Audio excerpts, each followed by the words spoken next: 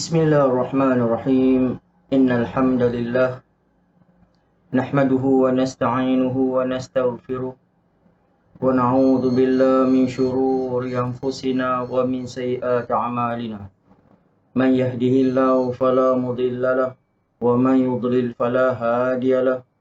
Wa ashhadu an la ilaha illallah wahdahu la syarika lahu wa ashhadu anna Muhammadan abduhu wa rasuluh. Rabbi syrah li sadri wa yassir li amri wahlul 'uqdatam min lisani yafqahu qawli. Assalamualaikum warahmatullahi wabarakatuh. Tuan-tuan dan puan-puan yang dirahmati Allah sekalian, sahabat-sahabat, saudara-saudara-saudari yang dirahmati Allah sekalian, apa khabar? Bagaimana Ramadan kita? Kejang-kelik kita hampir sudah berada dalam pertengahan Ramadan. Mudah-mudahan Allah Subhanahu Wa Taala kekalkan kesihatan kita sepanjang kehidupan kita.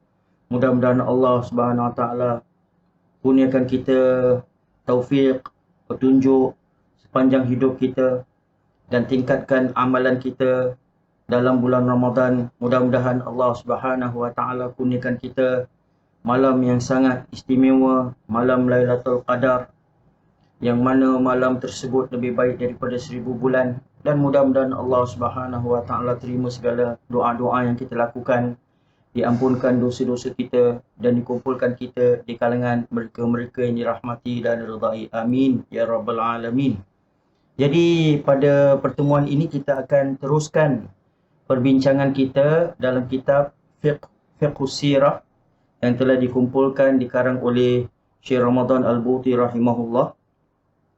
Dan kita sedang membincangkan tentang hijrah ke Habsyah, iaitu hijrah yang kedua. Kita dah bincangkan bagaimana kumpulan yang pertama pergi berhijrah kerana siksaan-siksaan, cabaran-cabaran yang dihadapi daripada pihak Quraisy di Mekah.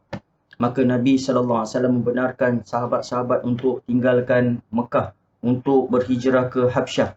Dan kumpulan yang pertama telah diketuai oleh Uthman ibn Affan, seramai 12 orang lelaki dan 4 orang wanita. Dan kemudian itu berlaku pada akhir 5 hijrah, di mana ulama sejarah mengatakan berlaku pada bulan Rajab. Pada bulan Rajab 5 tahun selepas Nabi SAW diangkat sebagai Rasul. Jadi apabila mereka pergi, maka tidak ada apa-apa masalah. Iaitu pihak Quraisy tidak mengutus wakil ke Habsyah. Mereka apabila sampai ke pelabuhan, mereka lihat bahawa orang-orang Islam sudah pergi belayar, tertinggal. Dan kemudian daripada bulan Rajab, Sya'ban, bulan Ramadan, sampai bulan Ramadan, iaitu lebih kurang 3 bulan mereka duduk aman di Habsyah. Maka mereka mendapat khabar, itu Nabi SAW ketika berada di Kaabah, di Masjidil Haram. Maka Nabi SAW membaca dalam solatnya, membaca surah An-Najm. Surah An-Najm, dan kemudian Nabi SAW sujud. Dan orang-orang Quraisy di sekelilingnya, mereka terpegun dengan pembacaan Rasulullah SAW. Maka apabila Rasulullah SAW sujud, maka mereka pun sujud sama. Maka berita ni tersebar luas, mengatakan bahawa orang-orang Quraisy semuanya di Mekah telah memeluk agama Islam. Berita ni sampai ke orang-orang Islam di Habsyah, dan mereka juga menyangka bahawa Mekah sudah menjadi aman, orang-orang Quraisy sudah memeluk agama Islam. Maka mereka pun membuat keputusan untuk pulang. Apabila mereka pulang ke Mekah, mereka dapati bahawa berita yang mereka dapat adalah berita yang tidak benar.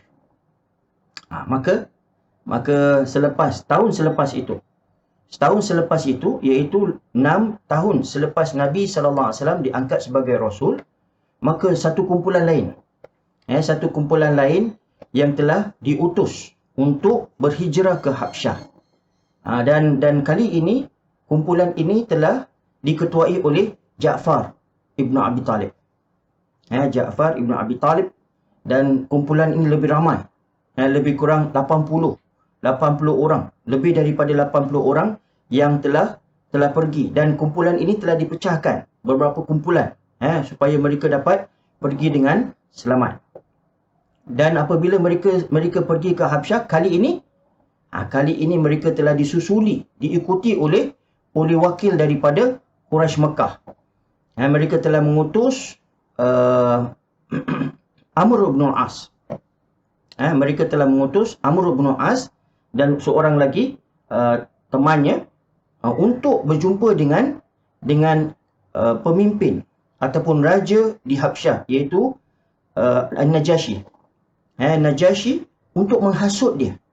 Menghasut dia supaya hantar balik orang-orang Islam dan halau mereka keluar daripada Habsyah, balik ke Mekah. Ini tujuan mereka adalah mereka khawatir, mereka takut bahawa orang Islam apabila mereka mula berhijrah ke Habsyah, angka mereka akan menjadi lebih ramai, pengaruh mereka akan menjadi kuat, akan terbentuk kumpulan-kumpulan yang boleh menyokong orang Islam di Mekah. Maka mereka khawatir dan risau. Jadi mereka telah menghantar Amr bin As. Dan Amr bin As ni adalah seorang yang mempunyai pewarakan yang sangat-sangat hebat. Pewarakan yang sangat hebat kerana dia telah dipilih. Dia telah memeluk agama Islam, dan dia telah dipilih oleh Umar bin Khattab dalam khilafah dia sebagai panglima tentera. Jadi Amr bin As ketika itu dia telah memikirkan dan telah membuat perancangan. Apabila dia pergi ke Habsyah, dia telah membawa bersama dia hadiah-hadiah yang banyak. Hadiah-hadiah yang banyak untuk sebagai rasuah, sebagai untuk menyogok Najashi, dan juga dia punya ketua-ketua padri. Ketua-ketua padri keliling An-Najashi supaya mereka juga menyokong permintaan-permintaan yang dibawa oleh daripada wakil Quraisy. Jadi kita dah bincangkan perkara ni dalam pertemuan kita yang lepas. Dan jadi bila Amr bin As sampai di Habsyah, dia telah menyogok, dia telah memberikan hadiah kepada padri-padri supaya mereka juga memberikan sokongan kepada permintaan mereka supaya keluarkan orang Islam daripada Habsyah. Dan pertama sekali Najashi telah memanggil orang-orang Islam, tanya mereka apakah matlamat mereka, apakah tujuan mereka datang ke sini. Maka Ja'far bin Abi Talib telah menjawab dengan baik. Dia telah membaca surah Maryam, sehingga kan Najashi menjadi yakin bahawa mereka tidak menjadi satu ancaman kepada negaranya dan memberikan mereka peluang untuk duduk di Habsyah. Pada hari keesokannya, Amr bin As tidak puas hati. Pada hari kemudiannya, esok harinya, selepas peristiwa ni, esok harinya dia datang lagi.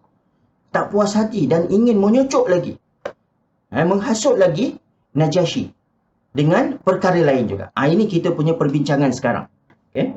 Jadi Syekh Ramadan Al-Buti rahimahullah, dia telah mengatakan, iaitu sebagai percubaan yang terakhir untuk menggoda Najashi, mereka menegaskan yang orang-orang Islam yang datang ke sini terlalu sangat mengecam Isa dan Maryam. Iaitu dalam muka surat 159 ni, kalau tuan-tuan dan puan-puan mempunyai kitab ini, kita boleh rujuk kepada kitab ini. Iaitu sekarang dia tidak pula mendatangkan isu tentang bahayanya orang-orang Islam berada di Habsyah. Sekarang dia masukkan isu tentang agama, iaitu perbezaan pandangan di antara Islam dengan Kristian ataupun Nasrani. Jadi seolah-olah dia mengatakan bahawa orang Islam ini, mereka mengatakan perkara-perkara yang tidak baik tentang Isa dan ibunya Maryam, supaya mereka menjadi marah daripada pandangan-pandangan mereka. Bila mendengar kata-kata ini, Najashi sekali lagi panggil kumpulan orang Islam Ja'far ibn Abi Talib untuk datang ke istana untuk menjawab dakwaan-dakwaan ini. Sekali lagi, Najasyi menyoal orang Islam tentang pandangan Islam terhadap Isa dan Maryam. Buat pertama kalinya, Ja'far menjawab dengan katanya. Jadi Ja'far bin Abi Talib ni adalah seorang yang bijak. Rasulullah sallallahu alaihi wasallam memilih seorang pemimpin yang berkaliber, pemimpin yang baik, pemimpin yang berkebolehan. Kita dah lihat bagaimana Ja'far bin Abi Talib menjawab soalannya pada pertemuan yang pertama. Sekarang apabila ditanya, dia juga menjawab dengan cara yang baik. Ja'far bin Abi Talib ini, kalau kita lihat, dia telah syahid dalam peperangan Mu'tah dan seorang pemimpin yang cukup hebat. Rasulullah sallallahu alaihi wasallam, iaitu bukan saja dia seorang yang bijak, tetapi seorang panglima tentera, seorang yang gagah, seorang yang berani. Dan memang Ja'far bin Abi Talib ni seorang yang sangat-sangat berani. Dalam peperangan Mu'tah, Rasulullah sallallahu alaihi wasallam telah bersabda, telah mengutus pemimpin perang, panglima tentera pada waktu itu, iaitu Zaid ibn Thabit. Rasulullah sallallahu alaihi wasallam hantar hanya 3,000 prajurit tentera untuk berhadapan dengan satu kuasa yang sangat hebat, tentera Rom. Tentera Rom telah menyiapkan lebih kurang 100,000 bala tentera. Kemudian telah disokong lagi dengan 100,000 daripada Bani Ghassan, orang Arab Kristian yang berada di utara Arab, negara Arab. Jadi angka mereka sebanyak 200,000 berlawan dengan 3,000 askar orang Islam. Sampai saja di Mu'tah, maka mereka merasa terperanjat melihat angka yang sangat hebat, angka yang sangat ramai. Maka Rasulullah sallallahu alaihi wasallam apabila mengutus mereka, Rasulullah sallallahu alaihi wasallam telah bersabda, kamu akan dipimpin oleh Zaid bin Thabit. Kalau Zaid tumpas, syahid, dia akan kamu akan diketuai oleh Ja'far ibn Abi Talib. Dan kalau Ja'far ibn Abi Talib tumpas, syahid ataupun tewas, maka kamu akan diketuai oleh Abdullah ibn Rawahah. Dan kalau Abdullah ibn Rawahah tewas, maka kamu pilih di antara kamu seorang ketua untuk memimpin kamu. Jadi dalam peristiwa ini, ulama sejarah telah mengatakan bahawa apabila Zaid ibn Thabit tewas syahid, maka Ja'far adalah seorang yang sangat berani. Dia telah memimpin, memegang bendera perang dan maju. Dan apabila tangan kanan dia diputus, dicincang, dipotong, dipegang dengan tangan kirinya, sehingga kan badannya terbelah dua, barulah dia berhenti. Jadi ini menunjukkan tekad, keberanian Ja'far bin Abi Talib. Dan juga pemimpin-pemimpin ini, yang tiga ini, mereka apabila mendengar ramalan Nabi SAW, mereka pun tahu bahawa ini adalah ramalan yang benar. Iaitu ini memang telah ditakdirkan oleh Allah Subhanahu Wa Taala bahawa mereka akan tewas. 3 orang ini akan syahid dalam peperangan ini. Dan kemudian mereka telah diketuai oleh Khalid bin Walid. Khalid bin Walid juga seorang yang sangat hebat, dan dia telah menukar keadaan. Daripada 3,000 melawan 200,000 ni, 3,000 ni dapat menewaskan, mengalahkan 200,000. Jadi ini kisah Ja'far ibn Abi Talib, seorang pribadi yang sangat luar biasa, yang telah pada awal Islam telah dipilih oleh Nabi sallallahu alaihi wasallam untuk memimpin orang-orang Islam apabila mereka pergi ke Habsyah. Jadi di sini Ja'far apabila ditanya tentang Isa dan Maryam, maka buat pertama kalinya Ja'far menjawab dengan katanya, tentang Isa dan Maryam, pada pandangan kami dan orang-orang Islam, seluruhnya seperti mana yang dibawa oleh Nabi kami Muhammad sallallahu alaihi wasallam. Isa itu adalah seorang hamba Allah dan Rasulnya setelah dimasukkan ruh dan kalimatnya ke dalam jiwa Maryam, dara yang suci. Jadi di sini Ja'far ibn Abi Talib menjawab dengan tenang, dengan benar. Pandangan Islam bahawa Isa ini bukanlah anak Tuhan. Isa adalah Nabi dan Rasul, hamba Allah Subhanahu Wa Taala, dan dia telah dilahirkan dalam keadaan yang luar biasa. Dia telah dilahirkan tanpa bapa. Ibunya Maryam telah melahirkan Isa tanpa perantaraan manusia. Itu yang telah dijawab oleh Ja'far bin Abi Talib. Dan apabila Najasyi mendengar penjelasan daripada Ja'far bin Abi Talib, Najasyi pun menunjukkan persetujuan dan sependapat dengan apa yang dikemukakan oleh Ja'far tadi. Itu pandangan apa yang dibawa benar. Kerana kalau kita lihat bahawa kumpulan-kumpulan Nasrani mempunyai cabangan-cabangan yang banyak. Jadi Najasyi adalah kumpulan Nasrani yang berpegang kepada Isa sebagai Rasul, sebagai Nabi. Dan dia bukanlah anak Tuhan. Dan padri-padri keliling Najasyi juga setuju dengan apa yang telah dikatakan oleh Ja'far bin Abi Talib. Dan kemudian Najasyi mengambil satu dahan, satu kayu, dan mengatakan pandangan, dan dia membuat satu garisan di bumi, di dalam tanah, dan dia mengatakan bahawa perbezaan agama kamu dengan agama kami tidaklah beza daripada garisan ni. Maksudnya perbezaannya sangat kecil, sangat tipis. Sebab itu ini adalah pertemuan yang pertama. Dan kemudian Najasyi mempelajari lagi, mempelajari tentang agama Islam. Bagaimana Najasyi mempelajari agama Islam itu tidak diceritakan dalam banyak kitab-kitab sejarah. Tetapi Najasyi telah memeluk agama Islam secara sembunyi-sembunyi, secara rahsia. Dan apabila dia meninggal dunia, berita ini telah sampai kepada Nabi sallallahu alaihi wasallam, dan Nabi mendapat wahyu daripada Allah Subhanahu Wa Taala, dan Nabi mengajak sahabat-sahabat untuk melakukan solat ghaib, solat jenazah secara ghaib kepada Najasyi. Dan ini adalah peristiwa yang satunya, solat ghaib yang telah dilakukan oleh Rasulullah sallallahu alaihi wasallam. Jadi apabila Najasyi mendengar kisah-kisah ini semua, maka Najasyi pun pulangkan balik hadiah-hadiah yang telah dibawa oleh Amr bin As. Jadi di sini Syekh Ramadan Al-Buti rahimahullah mengatakan An-Najasyi menyerah kesemua kembali hadiah yang dipersembahkan kepadanya, dan di sebaliknya ia bertambah mesra dengan orang-orang Islam dan lebih berazam untuk melindungi mereka.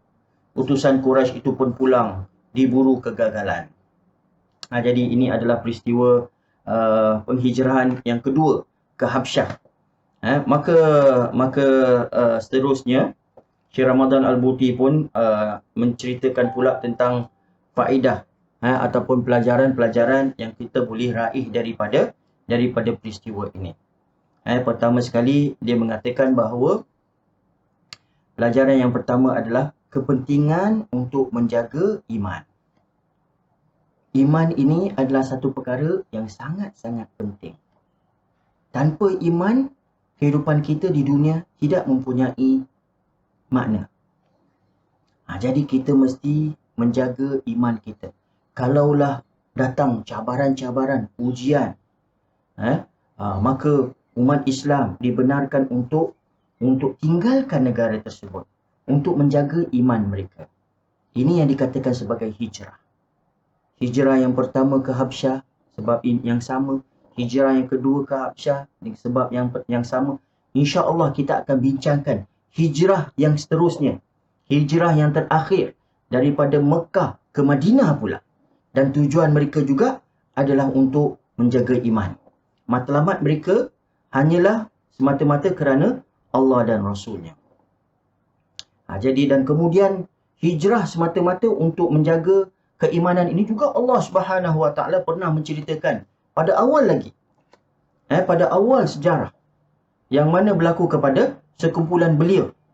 Sekumpulan beliau, Ashabul Kahfi, sekumpulan beliau yang tinggalkan negara mereka untuk bersembunyi ke dalam gua untuk memelihara iman mereka. Jadi di sini seolah-olah peristiwa mereka-mereka yang menjaga, yang berhijrah, tinggalkan negara mereka untuk menjaga iman mereka adalah satu perkara yang sangat-sangat hebat. Diceritakan dalam sejarah. Dan iman ini juga Nabi SAW kata bagi sesiapa yang menjaga iman mereka. Nabi kata dalam sepotong hadis, "Salasun man kunna fihi wajada bihinna halawatal iman." Tiga perkara. Sesiapa yang mempunyai perkara ini dalam dirinya, sudah pasti dia akan mendapat kemanisan iman. Kemanisan iman iaitu kepuasan iman. Iaitu merasa nikmat yang luar biasa daripada iman. Iaitu an yakunallahu wa rasuluhu ahabba ilaihi mimman siwahuma. Untuk menjadikan Allah dan Rasulnya lebih disayangi daripada segala-galanya. Jadi di sini apabila mereka ni meninggalkan negara mereka, keluarga mereka, sahabat dan harta mereka, perniagaan mereka, semata-mata kerana iman, semata-mata kerana Allah dan Rasulnya, Allah Subhanahu Wa Taala meletakkan dalam diri mereka, dalam hati mereka kemanisan iman. Jadi di sini Syekh Ramadan Al-Buti ingin mengajak kita tentang pengorbanan. Pengorbanan iaitu untuk menjaga iman, tinggalkan segala-galanya. Maka Allah Subhanahu Wa Taala akan menggantikan kepada mereka perkara yang lebih manis lagi, lebih nikmat lagi, iaitu kemanisan iman. Dan kemudian di sini juga pelajaran yang kedua yang kita boleh dapat daripada peristiwa penghijrahan ke Habsyah ini adalah pentingnya untuk memilih seorang pemimpin negara yang adil. Rasulullah sallallahu alaihi wasallam membenarkan sahabat-sahabat untuk pergi ke Habsyah kerana Rasulullah sallallahu alaihi wasallam tahu bahawa Raja Habsyah adalah seorang raja yang adil dan baik. Dan kemudian perkara yang ketiga adalah untuk memilih seorang ketua yang berwibawa, yang berkebolehan, yang bijak dan berani. Iaitu pertama sekali Rasulullah sallallahu alaihi wasallam dalam hijrah yang pertama dia telah memilih Uthman bin Affan, seorang peniaga yang bijak, seorang sahabat yang mempunyai pewarakan yang cukup tinggi, akhlak yang baik. Dan kemudian yang kedua pula memilih Ja'far bin Abi Talib. Dan yang keempat iaitu pelajaran ini menunjukkan bahawa apabila seseorang itu menjawab di dalam luar negara untuk memilih titik persamaan. Titik persamaan. Itu apabila Ja'far bin Abi Talib ditanya tentang Isa dan Maryam, dia mencari jawapan tentang apa yang sama di antara Islam dan Nasrani. Tidak mencari perbezaan. Tidak mendatangkan kecoh.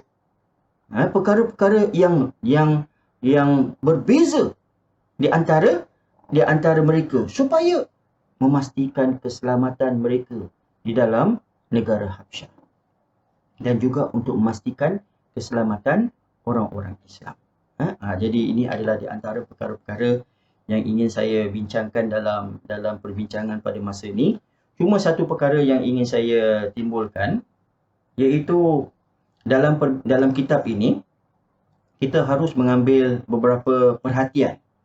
Kerana pertama sekali, hijrah pertama dalam Islam yang diletakkan oleh Syekh Ramadan Al-Buti rahimahullah, dia telah menulisnya selepas peristiwa pemulauan ekonomi.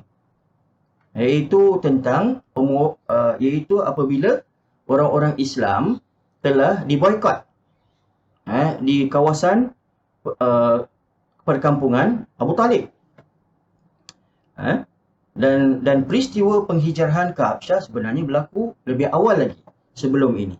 Jadi kita harus mengambil perhatian. Sejarah ini datang sepatutnya awal lagi, sepatutnya dimasukkan awal. Tetapi dalam kitab ini telah diletakkan pada bahagian yang selepasnya.